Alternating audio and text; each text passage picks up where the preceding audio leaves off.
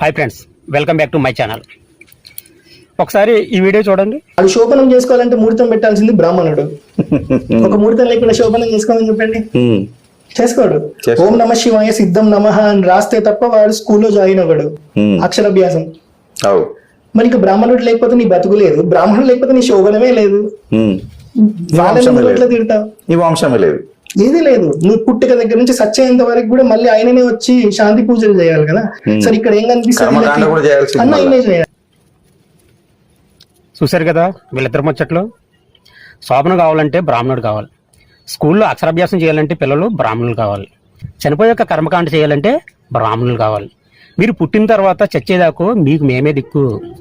బ్రాహ్మణులు లేకపోతే మీ బ్రతికే లేదని ఎంత గర్వంగా ఎంత తల బిరుసుగా మాట్లాడుతున్నారో చూడండి. మనోడు మాట్లాడుతుంటే మనోడు నవ్వుతూ ఈ పొల్లికిలిస్తున్నాడు. వాళ్ళే దిక్కు అంటే మన కష్టం ఇదంతా కూడా వృధా. వాళ్ళు లేకపోతే ఈ ప్రపంచంలో, ముఖ్యంగా మన దేశంలో, మన హిందూ దేశంలో మిగతా వాళ్ళు బతకలేరు. అలా కొన్ని వందల సంవత్సరాల నుంచి ఇలా భయపెడుతూ మళ్ళీ మొదటికి వచ్చి మళ్ళీ అదే మాట చెప్తున్నారు. చేసుకోవచ్చు, నేను తప్పు అనట్లేదు, ఆచారాలు ఏమైనా పాటించవచ్చు, కానీ మీకు మేమే దిక్కు, మేము లేకపోతే మీ బ్రతుకు లేదు అన్నాడు చూడు. అందుకు ఈ వీడియో చేస్తున్నాను నేను. వీళ్ళు ఇంకా కూడా సార్ వీళ్ళిద్దరికి చెప్తున్నా, సార్ ఇప్పుడు మనం 2025లో ఉన్నాం. T20లు T10లో మ్యాచ్లు జరుగుతున్న కాలం ఇది. మీరు ఇంకా 1925లోనే ఉన్నారు. అప్పుడు టెస్ట్ మ్యాచ్లు మాత్రమే జరిగాయి. అప్డేట్ అవ్వండి సార్. మీ మంత్రాలకు చింతకాయలు రాలే రోజులు ఇప్పుడు లేవు, ఆల్రెడీ పోనే. మీరు మళ్ళీ అక్కడికే తీసుకెళ్తున్నారు మమ్మల్ని. ఇప్పుడు శోభనాలు కావాల్సింది ముహూర్తాలు కాదు. మీకు అర్థమవుతుందా? ముహూర్తాల మీద ఆధారపడి ఎవరో కూడా లేరు. ఇంచుమించు 70-80% ముహూర్తాలు లేకుండా మొత్తం అన్ని గాయం చేస్తున్నారు. అలాగే స్కూల్లో అక్షరాభ్యాసానికి కావాల్సింది పూజలు కాదు, కావాల్సింది ఫీజు కావాలి. ఫీజు ఉంటే సరిపోతుంది. ఇప్పుడు పూజలు చేయించుకుని అక్షరాభ్యాసం ఎవరో చేయట్లేదు. ఓకే, అలాగే కర్మకాండలు అంటారా, వారి మతాచారాలను బట్టి జరుపుకుంటున్నారు, లేకపోతే లేదు. అది కాకుండా మీ అందరికీ మేమే దిక్కు, మీరు ఏమైనా పైనుంచి దిగొచ్చారా?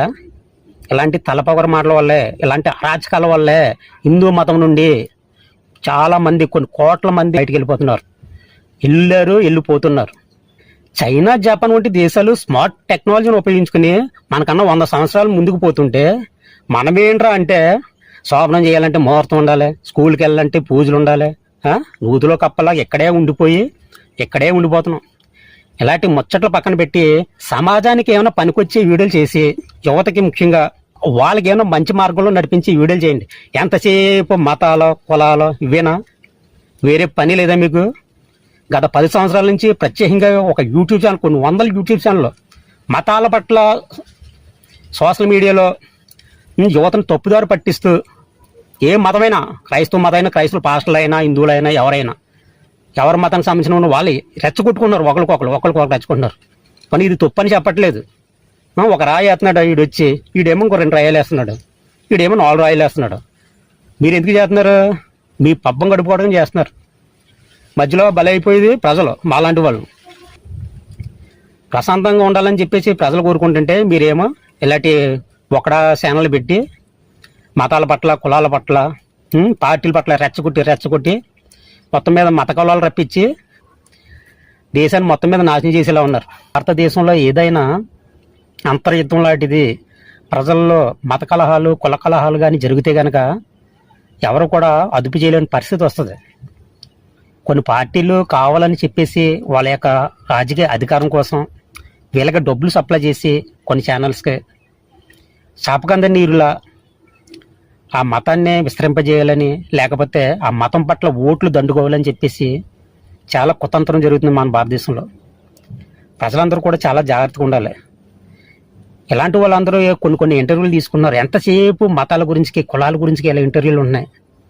దేశంలో జరుగుతున్నటువంటి సంఘటనల గురించి ఏదైనా డిబేట్ పెట్టి దేశం ఏ విధంగా వెళ్తుంది, మన రూపాయి ఏ విధంగా పతనం అవుతుంది, పెట్రోల్ రేట్లు 2014లో ఉన్న 70 రూపాయల రేటు ఇప్పుడు 110 రూపాయలు ఎందుకు అయ్యింది అనే అంశం మీద ఎవ్వరూ ఎందుకు మాట్లాడతలేదు? ప్రతి ఒక్కరు కూడా ఆలోచించాలని కోరుకుంటూ, ఒక ఫ్యాన్స్, జై భీమ్, జై భారత్.